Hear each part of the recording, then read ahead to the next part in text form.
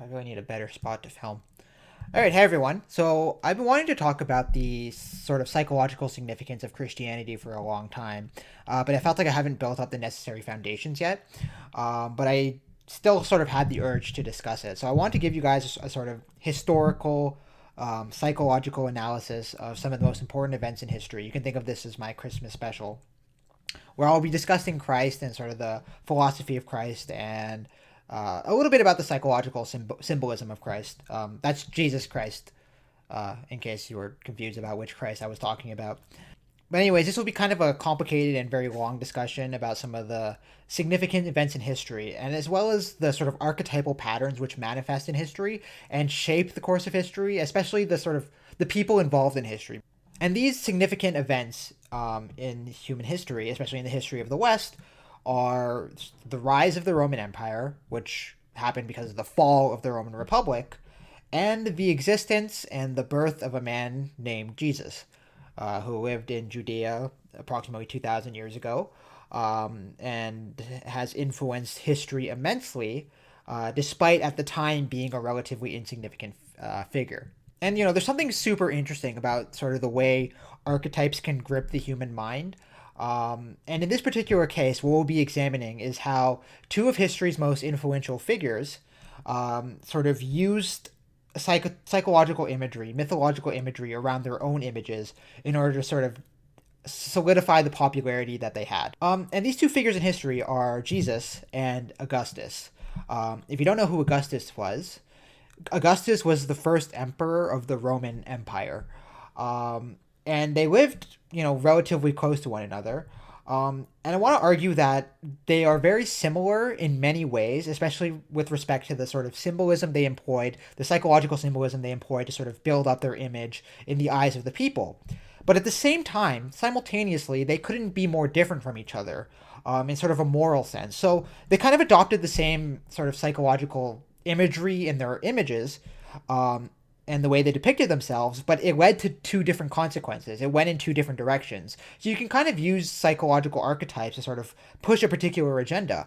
And in the end, it was Jesus' agenda that won out. Although Jesus was insignificant during his life and he had sort of a tragic life, his life ended very quickly. Through the course of history, he has been arguably the more influential person, despite Augustus being immensely a monumentally huge figure in history. And it's like history has this kind of weird way of self-correcting, ultimately for a good outcome, it would seem in this case, although that's debatable, and I'd love to see what you guys think about this. But anyways, if you're wondering what I'm talking about here, when I'm talking about Augustus and I'm talking about Jesus, I'll have to tell the story of sort of both of these men.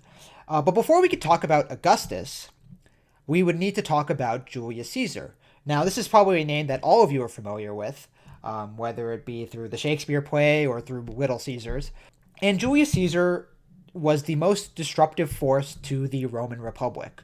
So the Roman Republic, before Rome was an empire, was a republic, which was a system of government which was ideally created to sort of prevent too much power from getting into one person's hands. And this was done in several ways. The first thing is that the two heads of state, we could say, were the two consuls. So right away, it's a consul was pretty much like the Roman equivalent of a president, except that there were two of them at any given time. So in theory, they could sort of check each other, and they only served for 1 year terms. Like the U.S. president serves for 4 year terms, but the consuls in Rome would only serve for 1 year. So it's a significant reduction in power. Not only that, but once you had been consul for 1 year, you had to wait 10 years before you could run for consul again. It was an elected position. And of course, all of this was helped by the fact that the Roman Senate could have like 400 members and every sort of legislation needed to be voted upon. And so it was a very effective system of government. But of course, around this time in history, the sort of cracks and the sort of flaws in the system were beginning to build up. And we're sort of leading towards an imminent collapse. Now, although the system of government was, in theory, supposed to limit the power of one individual, it didn't sort of anticipate a person like Caesar coming on the scene. Caesar was exceptionally ambitious, exceptionally ruthless in pursuing his ambitions, And, he never ruled anything out. He bribed lots of people, he intimidated lots of people, all to sort of secure his position of power. And he sort of knew how to play the game of politics, the Game of Thrones, and he was really effective at it. Now, one important thing to mention is that Julius Caesar, what I believe when he was like around 36 years old, he was elected to the position of Pontifex Maximus in a relatively contentious election. And this is really significant because this Pontifex Maximus was essentially the chief priest of the Roman religion. So religious figures back then were also political figures, very different from today, although you can argue that religious figures do play a role in politics, but you don't necessarily equate the two. Like if you're the head of a church, you're in a different sort of category compared to like the president of a country.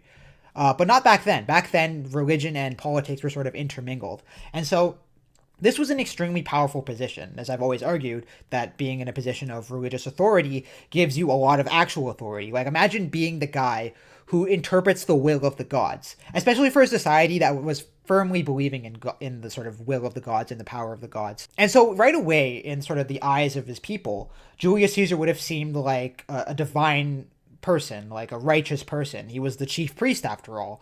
And Caesar was very obsessed with his image and how he appeared to the people and his sort of public persona.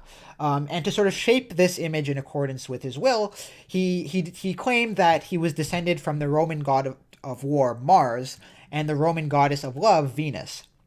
Now, right here is some very powerful symbolism and very important archetypal symbolism. One thing that you should know about sort of claiming that you're descended from gods, the sort of effect that it has and what it implies is that in Julius Caesar's case, for example, if you claim that you're descended from the Roman god of war, so like the essence of war, and the Roman goddess of love, like the essence of love, it's to say that you, in a sense, embody these two principles. Like you're the embodiment of war and love. And it kind of unifies those two opposites in a single person. And so Julius Caesar sort of presented himself as the union of these two different divinities who were very different from each other, but he was sort of the product of them. And, this is for this exact same reason. A person like Alexander the Great claimed that he was descended from Zeus. Now, Caesar's career really begins when he was a military officer, and he was extremely popular with his troops for a number of reasons. He was an amazing orator, an amazing speaker, and so he was able to give these rousing, monumental speeches which inspired his troops greatly. But on top of that, he was also a brilliant strategic thinker and could think on the fly and was able to sort of gain these massive victories in situations where it seemed like he had no chance of winning. He was really good at improvising and sort of acting quickly and decisively in response to sort of changes in the situation. And that led him to win a number of victories, and his soldiers declared him imperator. Which essentially just means like a successful conqueror. And when you're declared imperator by your soldiers, this entitles you to what's called a Roman triumph, which is basically just a big military parade which celebrates the fact that Rome has conquered new territory. The Romans loved the fact that it was seen as sort of the biggest prestige to be able to take new land from other people and subjugate those other people. And it instilled a sense of Roman superiority over other people. And so Rome loved the fact that they could conquer new territories and sort of subjugate these places and sort of enjoy the spoils of war from these places. However, Caesar wasn't able to celebrate his triumph because it would have conflicted with the fact that he was running for consul. And because he wanted the position of consul so badly, he renounced his triumph. So he basically renounced one of the biggest honors that a Roman person could receive in order to run for consul. And by giving these amazing speeches and by bribing, the necessary people, he was able to get elected to the position of consul. And during his time as consul, which again is like Rome's president, he was able to push his legislation and successfully get a number of sort of the bills that he wanted passed, which was very difficult at this time, because you can imagine like a gridlocked Congress today trying to get anything done. It was similar to that back then. The Senate was extremely gridlocked and extremely sort of divided between these two political factions. But Caesar, being Caesar and, intimidating and bribing, as necessary, was able to get a lot done. So his consulship was extremely impressive. However, by doing so, he had actually broken the law numerous times. Luckily for him, as a consul, he had legal immunity, so he had no problem with it. But of course, this would lead to problems later down the line. as we will soon see. Now, we would regard all of this today as being, trickery, corruption, deceit, definitely a bad thing, definitely something we don't want to encourage. But to the Roman people who didn't see behind the scenes, it just seemed like Caesar was a very ambitious person who was really able to get things done rather than just, making empty promises. And so he became extremely popular in the eyes of the people. And sort of the power he wielded really did seem godlike in a sense. Now, as I mentioned before, Rome at this time was heavily divided between two factions, the Optimates and the Populares. I hope I'm pronouncing that right, which can roughly be described as conservatives and reformers, respectively. And Caesar was part of the reform faction, and he was a populist. He really wanted to get sort of the support of the people rather than of the aristocracy, and sort of he wanted to present himself as a man of the people. And so during this time, Rome was in a state of extreme crisis. There were riots in the streets. Political violence was reaching an all-time high. And so, this was a period of extreme turmoil in Rome. Civil wars had been breaking out for a while now. And things were quite tense and quite sort of on the verge of collapse. So after a consulship, it's customary for the leaving consul to be declared a proconsul. And a proconsul is essentially equivalent to a governor of one of the Roman provinces. And these provinces were just areas that Rome had conquered and successfully annexed. So because Caesar was Caesar, he was able to become the governor of 3 provinces simultaneously. And when you become the governor of a province, you also become the commander of those provinces' legions, which are basically units of the military, of Rome's standing army, and there would be a certain number of them per legion. And so you can imagine being Caesar, having three provinces to govern would give you a massive army. And he immediately set this army about in an attempt to conquer Gaul, which is basically modern-day France. He also tried to conquer Britain and Germany to an extent, but those were less successful. He's mostly known for what he did in Gaul. And the Roman army were essentially state-sanctioned plunderers back then. War was a very profitable business for a number of reasons. The first thing is that when you conquer people, you just take all of their treasure and send it back to the city of Rome. Rome gets rich at the expense of these other people.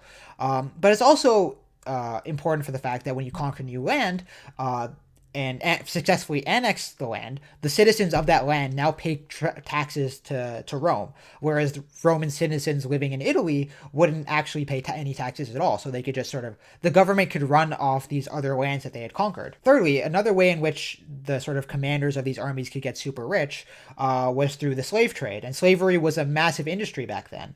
And so the Roman state employed a huge number of slaves. Well, I guess technically not employed, but you know what I mean. You could argue that the Roman state itself was built off the back of slaves.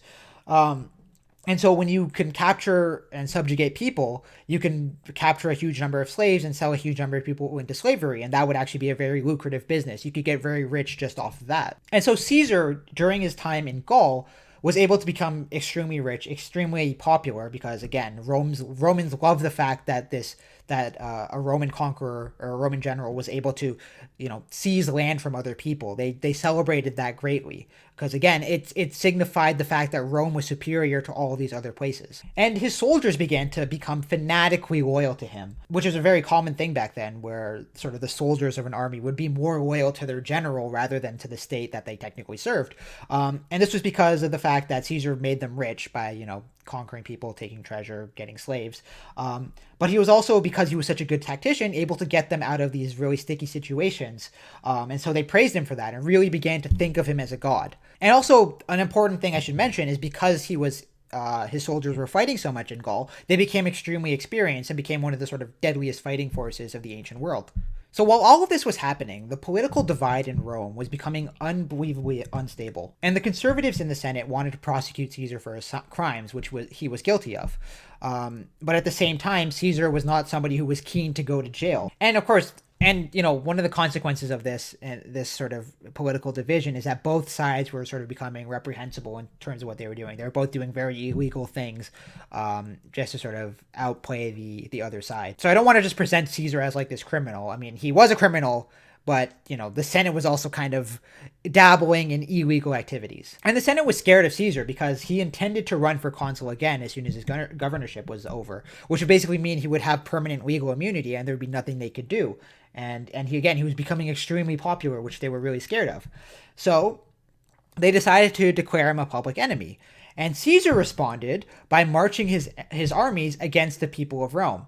And which is crazy when you think about it. This is where we get the term to cross the Rubicon, because that's the river that divided the border between Italy and Gaul. And again, this is completely crazy because just imagine being a soldier and being more loyal to your general than to the country you're technically supposed to serve. It's completely bonkers. Although, to be fair, some soldiers were against it. Now, the odds of Caesar winning the civil war, which he had caused by marching his army into Rome, were stacked against him because he was outnumbered, and some of the most famous generals in Roman history were on the other side. But despite this, he was able to win battle after battle against the Roman Senate. And even when he was defeated, he had this remarkable perseverance where he was able to pick himself back up and proceed as though he had never lost. And through this, he was able to win the Civil War and become the undisputed master of Rome. And his political power grew immensely. First, he was named dictator. And then shortly after winning the war, he was named dictator perpetual, which is dictator for life. And the office of dictator was not supposed to be a permanent thing. It was just supposed to be, you give one person power in case there's a situation in which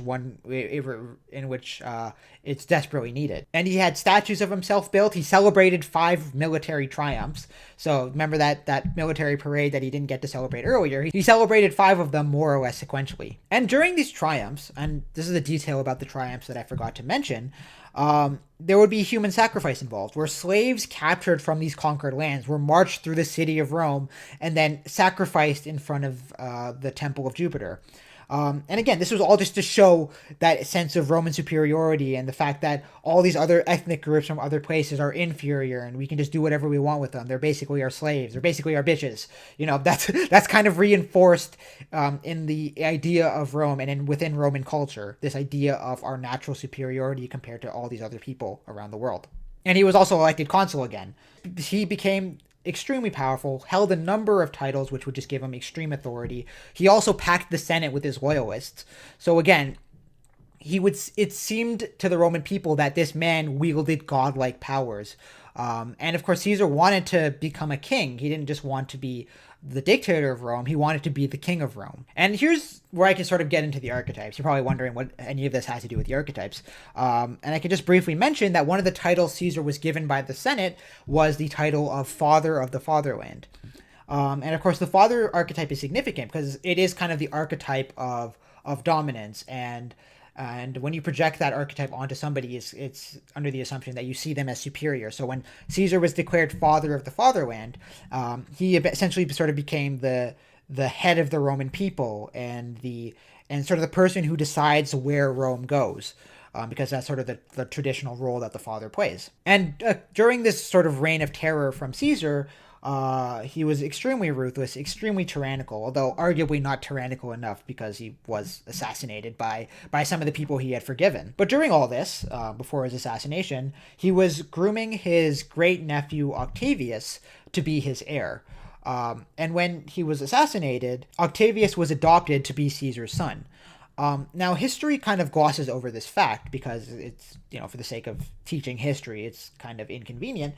But Octavius, who again was Caesar's great-nephew, was at this point, after being adopted, named Gaius Julius Caesar. His name after this point was Gaius Julius Caesar. And in fact, the tradition of sort of naming somebody in your ancestry after an ancestor came from a belief where it was believed to reincarnate the ancestral soul back into a person.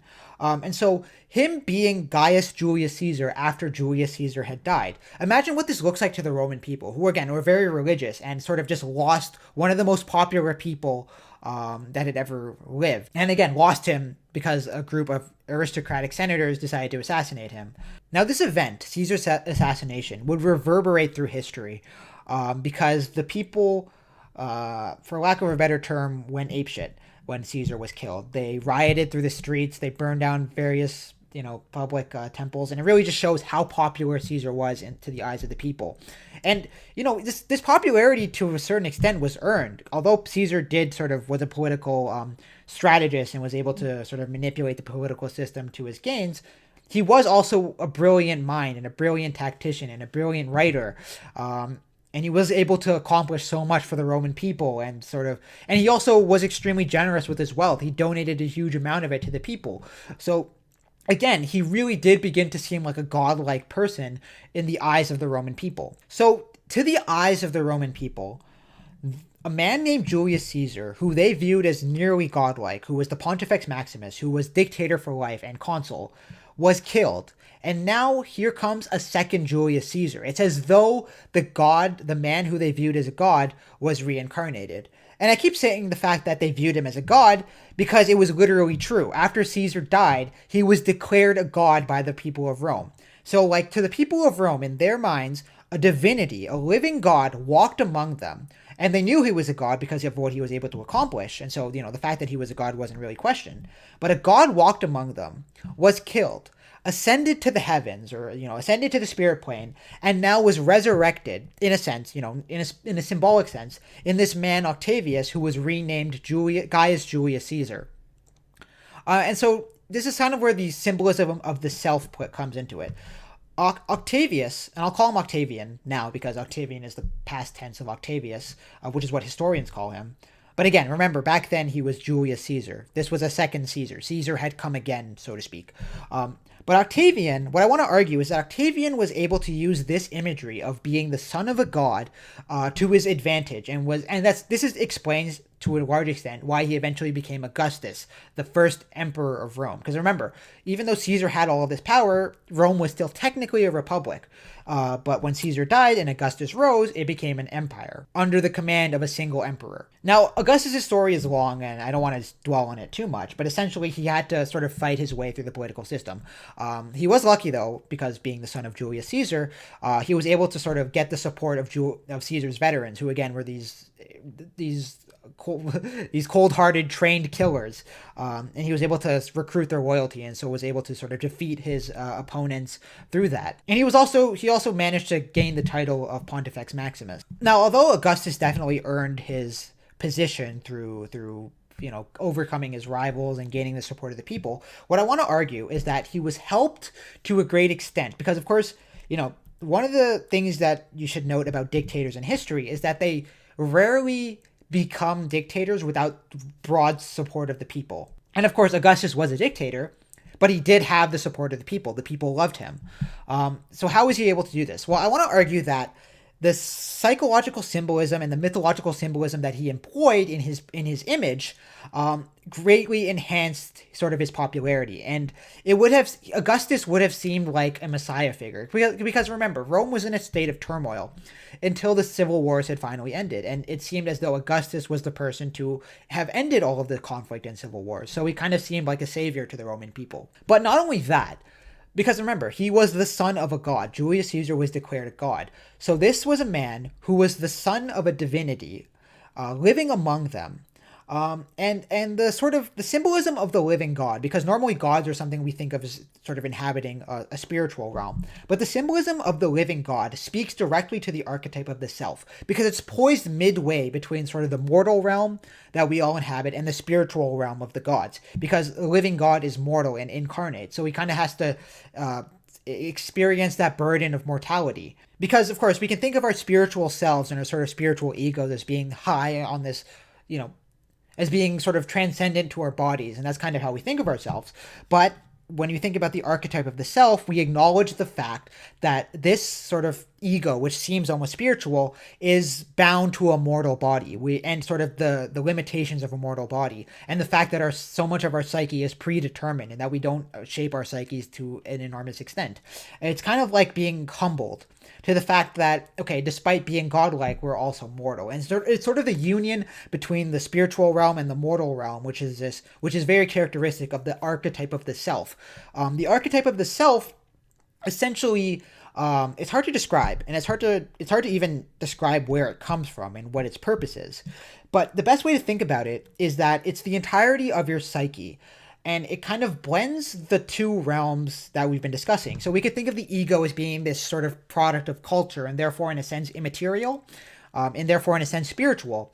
But the body itself is bound by physical laws in the mortal world, and it's sort of the reconciliation between those two divided poles, which gives rise to the sort of manifestations and the symbols of the self. And hopefully you're beginning to see sort of the parallels now between Jesus and Augustus. Augustus was the son of a god. He was also a living god. In fact, the title that he held for himself, that he called himself, was Imperator Caesar Divi Filius Augustus, which means literally something like emperor or conqueror, like successful conqueror, Caesar. So he took the name of Caesar, son of the divine, the illustrious one. And again, he was also Pontifex Maximus. So not only was he a political leader, he was also a spiritual leader, a religious leader. And that's very important when you're the sort of emperor or the head of state, because again, you're not just involved in the mortal affairs, you're also involved in the sort of spiritual affairs. And so he wielded an enormous amount of power. It would be something like if Vladimir Putin was also Pope of the Russian Orthodox Church.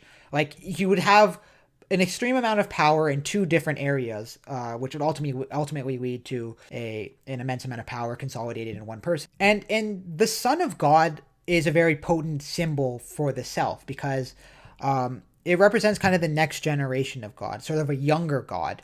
And, one of the things about the symbol of the self is it represents evolution, the ever-evolving sort of psychological situation of man as we become more and more conscious. The Son of God represents kind of the new generation who can become more conscious, and then his son becomes more conscious, and it's like that continuous evolution of consciousness towards the sort of spiritual realms. And of course, being the son of a god implies that you yourself also kind of have this divine component. And of course, that's always helpful for propaganda reasons, because of course, who's gonna dissent against a person who's literally a living god? And after the empire solidified this new system of government, the new Roman religion, the new Roman religion essentially became the worship of the emperor, the cult of the emperor. So Caesar was declared a god, and then after that, basically every single emperor that lived was declared a god, and the main religion of the Roman state was the worship of the Roman emperor, and the royal imperial family. Now, another symbolic image, which again helped Augustus greatly, was the sort of symbolism of death and resurrection, which comes from the fact that Caesar died and he was kind of reborn as his son, who was named Julius Caesar, because death and rebirth is also this sort of transformative symbol of the ego, because the ego can sort of fly to these spiritual realms above the clouds, but it eventually has to come back down and become grounded and sort of face reality, because your ego isn't a proper representation of reality. It's just kind of the reality you've been fed.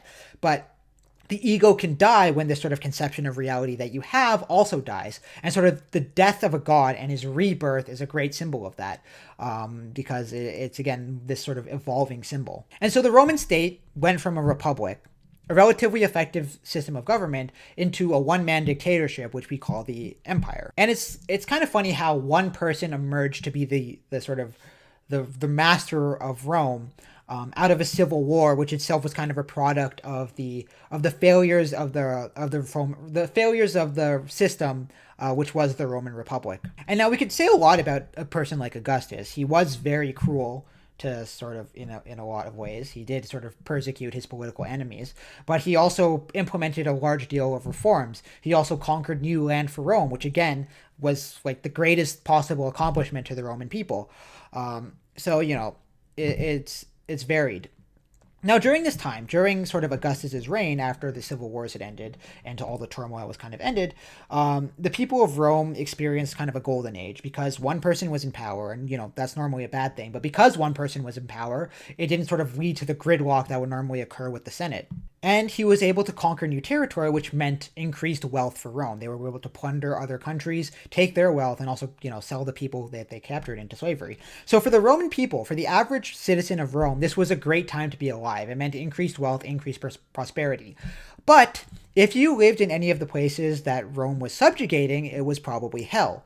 There was a good chance that you were a slave, or family members were taken into slavery. You had to pay taxes to this government, to this city that you would never see. If you lived somewhere in the provinces, if you lived in Spain, or if you lived in North Africa, you would have to pay taxes to a government whose city and whose emperor you would never ever see. And you were constantly subjugated by these people who who ruled with an iron fist. The Roman army was extremely cruel and was very quick to sort of suppress any sort of dissent. So you lived in a very authoritarian sort of place. And so what I want to argue is that while this was great for the Roman people, it was terrible for sort of Rome subjects in the provinces. Now, what I should kind of touch on and what I should sort of emphasize is the idea of Roman morality, because what was considered moral in Rome?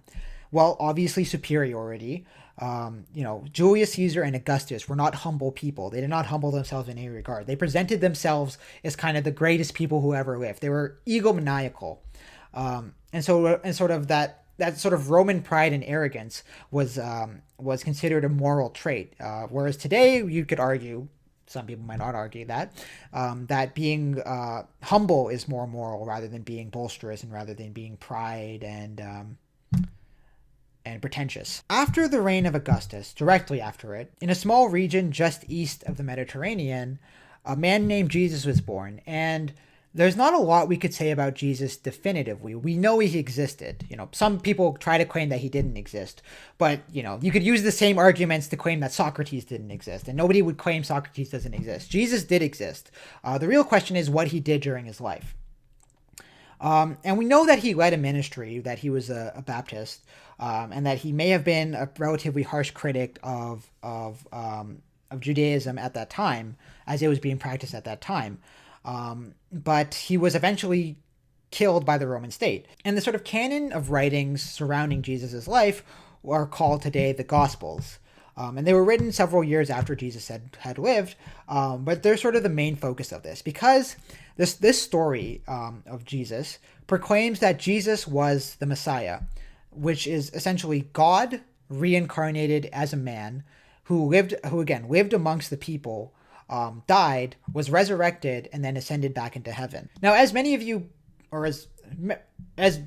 probably know, or I think many of you probably know, Jesus is one of the sort of is a sort of very potent symbol of the self.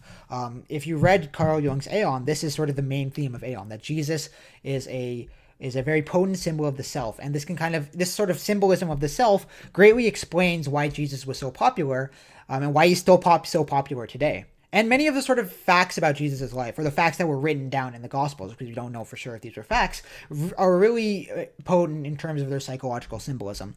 For instance, the fact that Jesus went into the desert and he went 40 days and 40 nights without food and water. This is very archetypally significant, because while he's in the desert, what does he encounter? The devil. And you could say this is kind of an encounter with the shadow and him having to face the shadow. But he doesn't fight against the shadow as if the shadow were something external to him.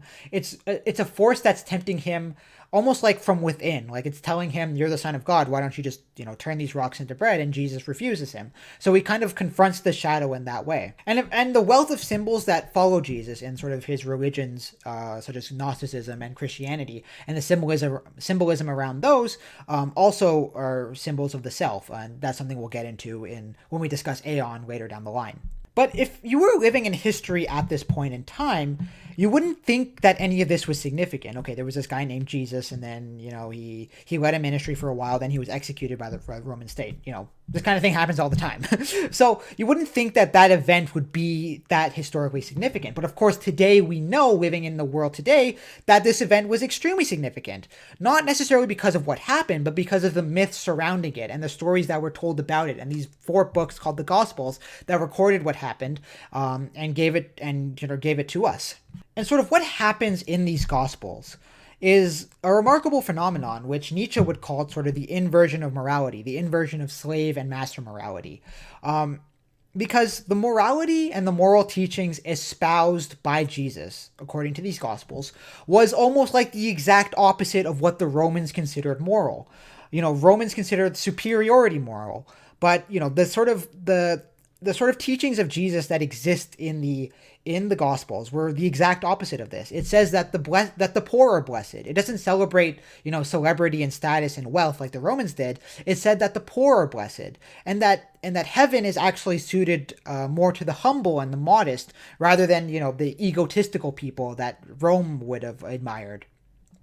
And, to love your neighbor regardless of who they are, and to love your enemy, and to pray for your enemy. It's a complete 180 degrees on what the Romans taught and what the Romans believed was moral. And, you may have heard from Jordan Peterson the quote, "The meek shall inherit the earth." He tries to reinterpret it as having a different sort of sentiment and a different meaning. But of course, that's not consistent with the rest of the Gospel's teachings, which are clear that it celebrates weakness to an extent. It celebrates being poor. It says that anybody can enter the kingdom of heaven. You don't have to be of high status and of high significance in order to sort of have God's favor. And you can imagine being alive at this time and living in the region at this time where you're subjugated by the Roman people, where you're subjugated by the Roman state and the Roman Empire, and they have this massive iron fist over you.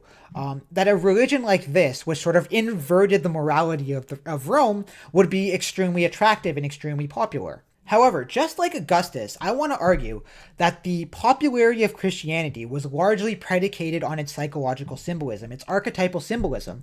Without this, it wouldn't probably have wrapped around the minds of the people. So what is this symbolism? Well, the sort of main fact of it is the fact that Jesus was the Messiah. Messiah meaning sort of the reincarnate living God. So Jesus is also the Son of God, just as Augustus was the son of a God. But Jesus's sort of archetypal potential was even greater because he was the son of a monotheistic God.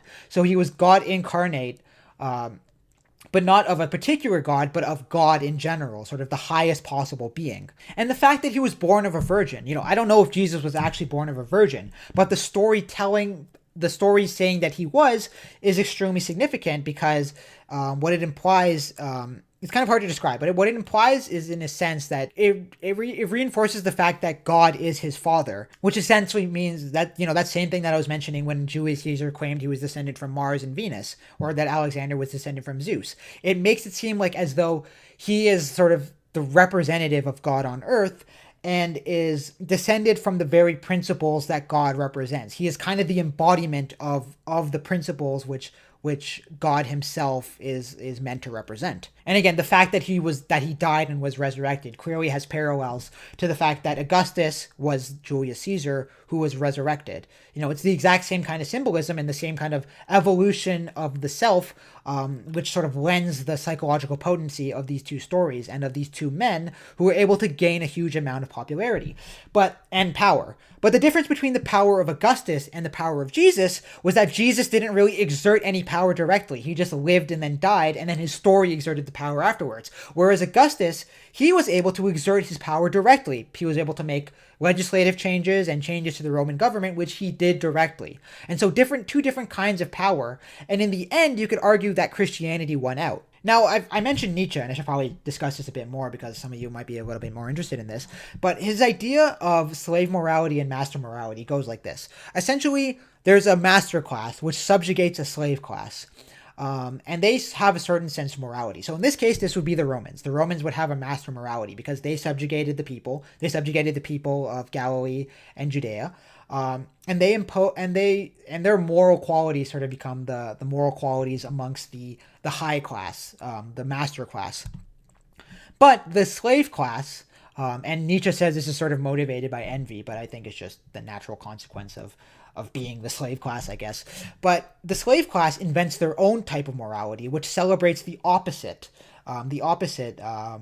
of qualities of the master. And they're able to invert morality and change morals from, one way of seeing the world to another way of seeing the world. And so sort of the moral beliefs that we believe in today are largely derived from Christianity. Some people argue that they're not, but I'm firmly in the belief that what we generally regard as moral today, the fact that we're charitable, for instance, and that giving to charity is considered a moral act, is derived from Christianity. So Jesus was successfully able to flip morality and change morality and change its sort of perception and what it meant to be moral.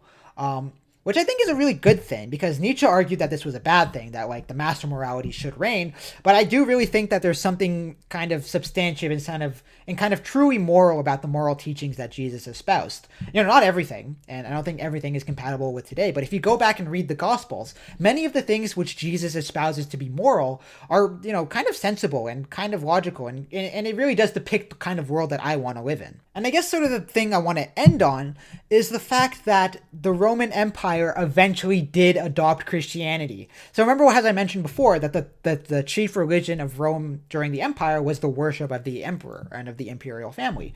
Well, during the reign of Theodosius the second, or the first, or the third, I'm not 100% sure, but of the reign of Theodosius, probably the first, he declared that Christianity would be the head religion of the Roman Empire, would be the main religion of the Roman Empire. Think about how crazy that is. The people of Rome went from worshipping the emperor to worshipping Jesus, this relatively insignificant figure who died, 500 years before.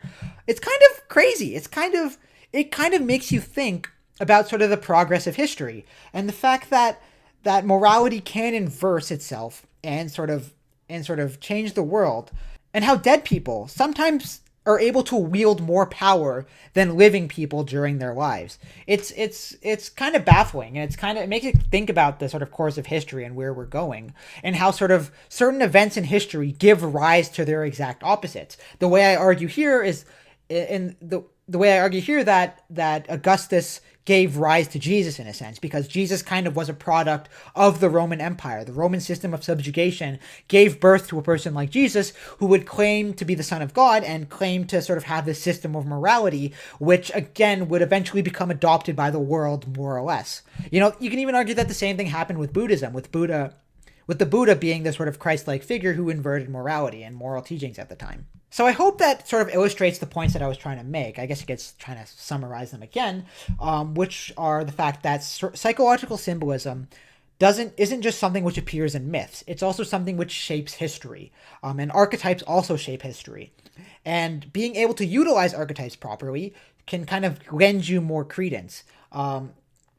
If you read a lot of stories and analyze the archetypes, you realize that the archetype of the self comes up over and over again, largely because it's so potent to our minds. Our minds latch on to this concept so well. It's very intriguing for us, and it kind of solves the questions that we have unconsciously, that our unconscious minds are sort of grasping for.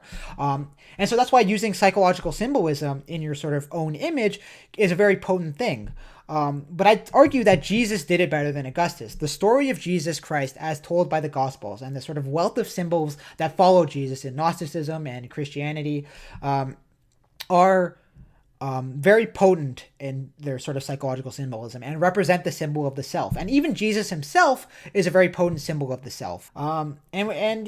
All of this reverberates today. This may seem like a bunch of history, but again, it affects today. Christianity today is the most popular religion in the world. And sort of the remnants of the Roman Empire still exist. Remember the Pontifex Maximus I was talking about earlier? The sort of chief priest of the Roman religion? That technically still exists today in the form of the Pope. But instead of being a Pope or on behalf of the Roman gods, he's now a Pope on behalf of Christianity. Which is really crazy to think.